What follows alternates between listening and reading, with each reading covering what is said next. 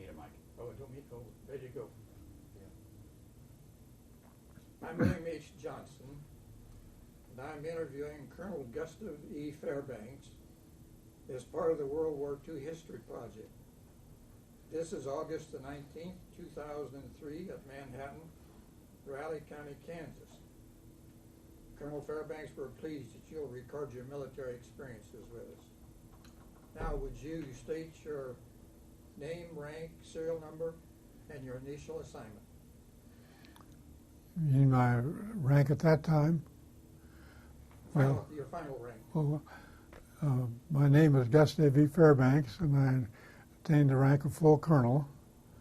What else was it you want to know? Your serial number? Oh, I was commissioned a second lieutenant in the Seacoast Artillery, and my number was 0-386746. If my memory serves me right, I couldn't find my records, but I think that's right. We'll take it anyway. Tell us a little bit about your home life, your early experiences at home, where your home was, and that kind of thing. Well, I was born on a farm over here in Potawatomi County. In those days, a doctor used to come out to the house for an event like that. And I lived on a farm up until I was ready for the 7th grade in school, and then we moved to the little town of Marietta, Kansas. And I finished grade school and high school there. And I graduated from high school in 1932, but those were really tough times, you know. There weren't any jobs, so I went back to high school and earned what they call a normal training teacher's certificate, which qualified me to teach in 8th grade country school. And I was lucky enough to get a job doing that. And it paid $35 a month for 8 months. But I got a big raise the second year. I got $40 a month for 8 months.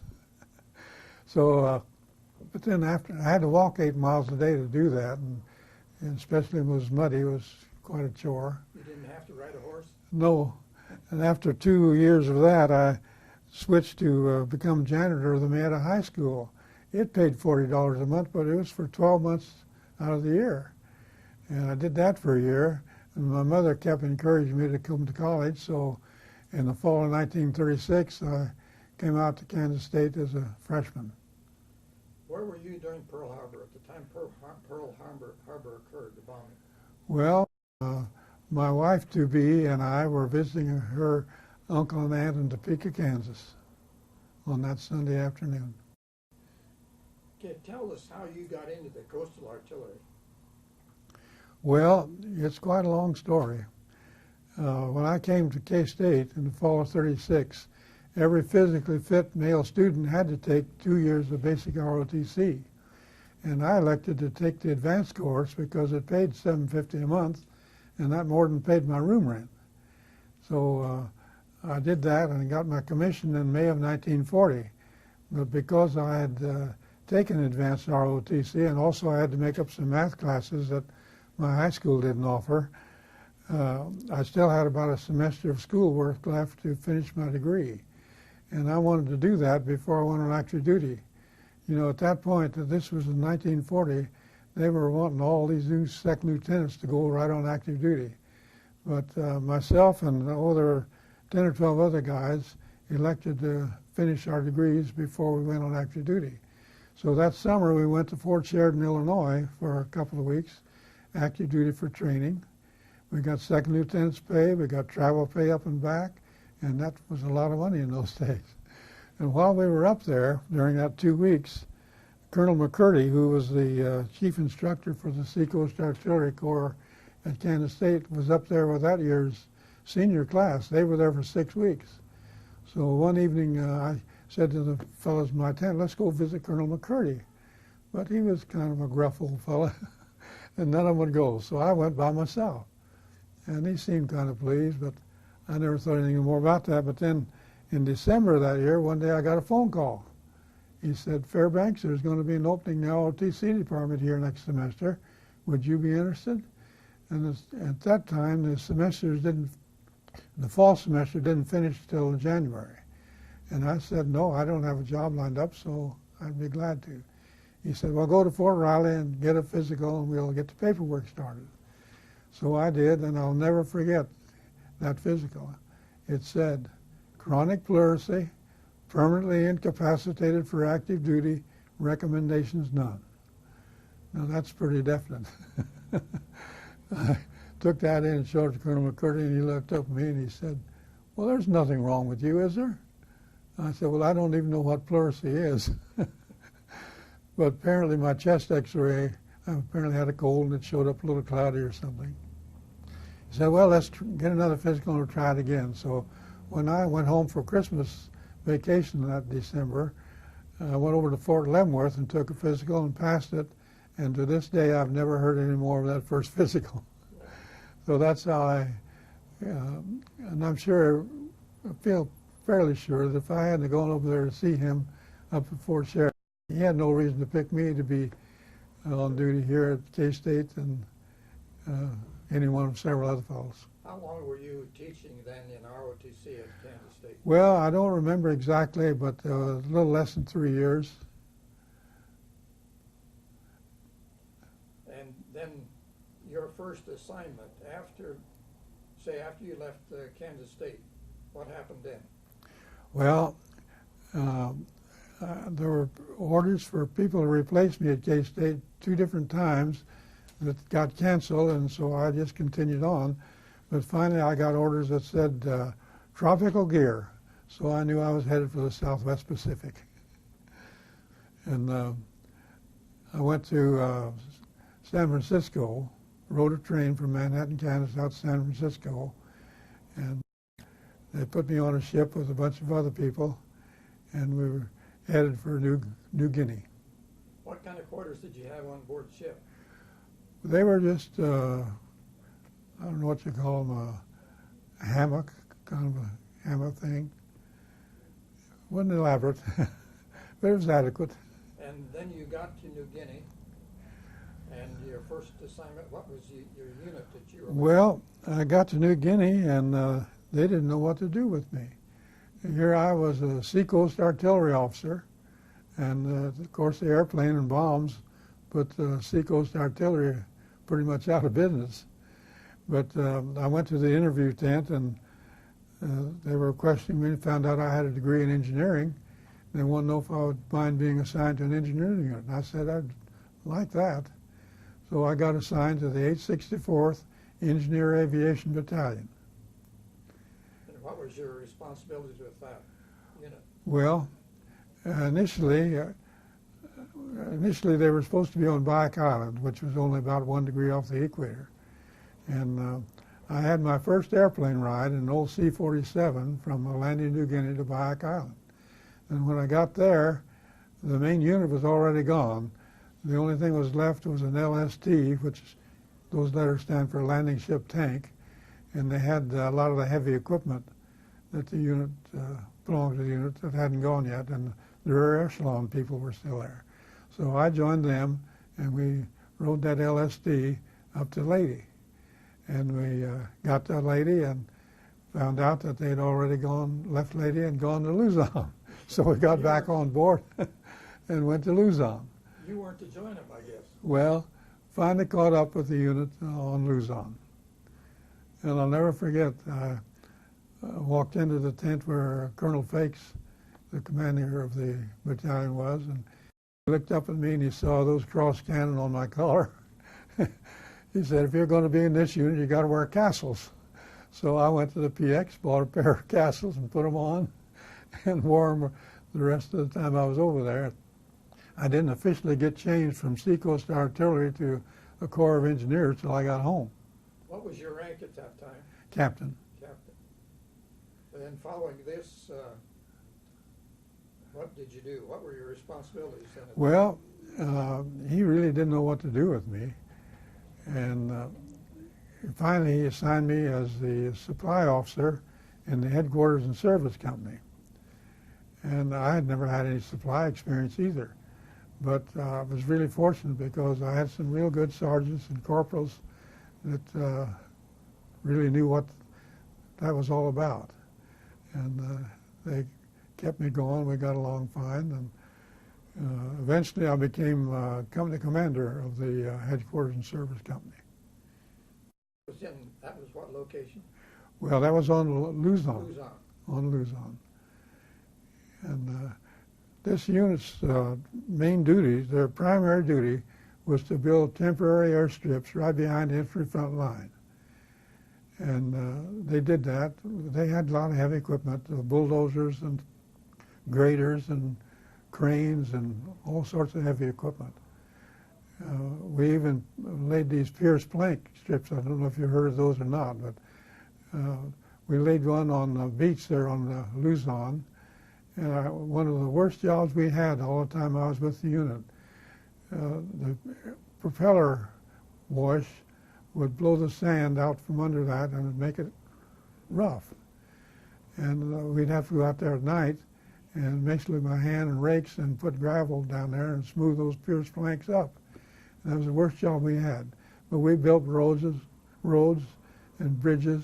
We set up prefab hospital units and just did a lot of general engineering work. Where was the fighting occurring at that time? Well, the only problem we had was Japanese airplanes, especially at night. So we all had to have a foxhole, and we visited those quite often at night. But that was the only fighting that I was ever involved in. I was assigned a .45 caliber pistol at San Francisco. I carried that thing all the way out with me until I came home and never fired it once.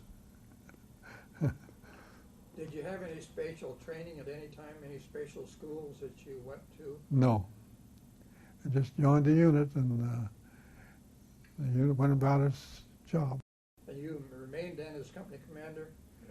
In fact, we were there on the island of Luzon, not far from Clark Airfield, and just doing the general type of work that at the time I was assigned to do. And they were getting ready to go to Japan on the invasion. And President Truman gave the order to drop the atomic bombs on Nagasaki and Hiroshima. And of course that ended the war. And I really think he saved lives on both sides by doing that. I've always thought that.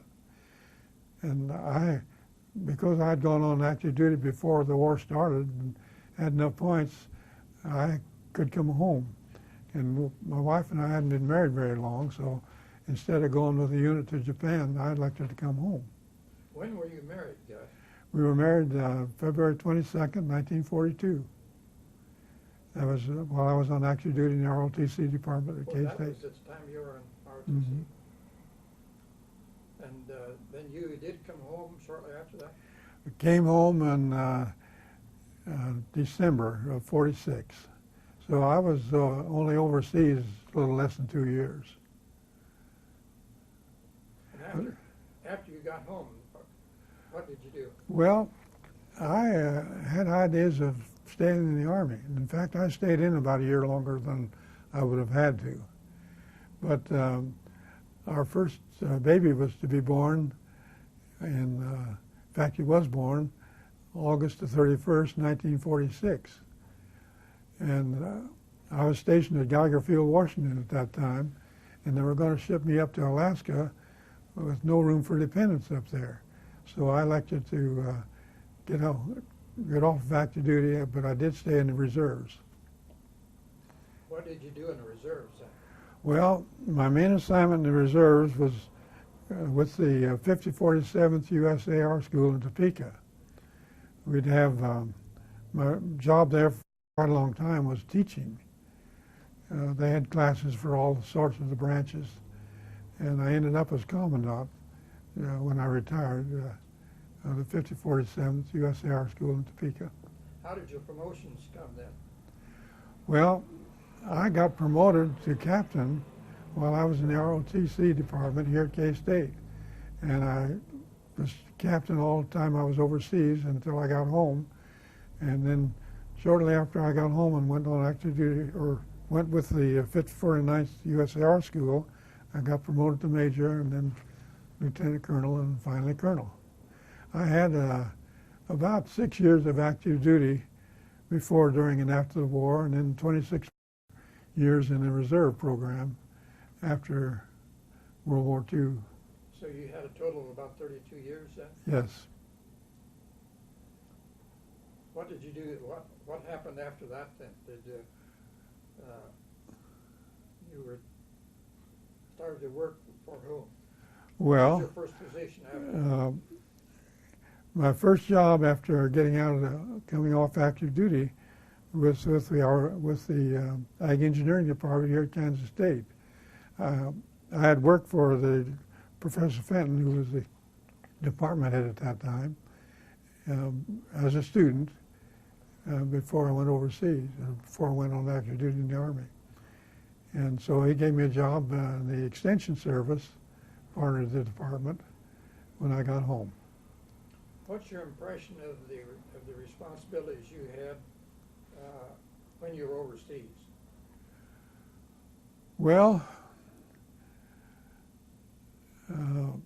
were you pleased with the experiences you had? yes, I think so. And I was well treated. You know, when I showed up, Colonel Fake's tent there with those cross cannons on my collar, he didn't know what to do with me, but they accepted me, and I fit in, and we got along real well. It was a good assignment. We did a lot of interesting work. I've got a picture book here of a lot of things that we did. Our headquarters and service company had a camera crew, and they took a lot of pictures. So being part of that company, I got to keep some of the pictures. So you got a pretty good record of your activity as a part of that. Oh yes, and I got pictures and names of all the people. Otherwise, I wouldn't be able to remember them. And our unit still has a reunion. In fact, we have one coming up in October in Philadelphia this year. Will you go? Yes, we're planning on going. We had one in Albuquerque, New Mexico last September. We went to that.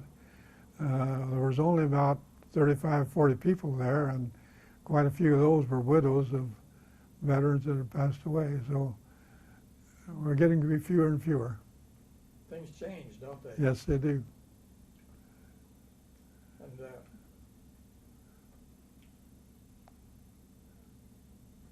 anything else that you would like to make a part of the permanent record of your Well, it was quite an experience. experiences that you might have had? I'm glad that I had it, really. Of course, didn't like going overseas and leaving my new wife, but it all worked out, and I got home safely, and we've had a good family, and now I've got one of our sons has retired with the rank of colonel, and we've got a grandson over in Iraq. He's the captain of a quartermaster company about 35 or 40 miles north of Baghdad. We pray for him. Do you hear from him? Yes, we do. He emails us, and that's something we didn't have in World War II. It was really a big treat to get a letter from home in World War II. You really look forward to that. That was one of the highlights of things overseas at that point. It didn't have email and computers then. Things were different then. A lot different. In fact, the engineering equipment is much different now too. Yes, it It is. was at that time. It certainly is. But looking back, I think I was very fortunate. I worked with some very nice people. Glad I had the experience. Did you keep in contact with this colonel at Kansas State, or what happened as far as he was I concerned? lost track of him. I really don't know what happened to him, but he was one of three very special men in my life. Are you in touch with some of your buddies overseas?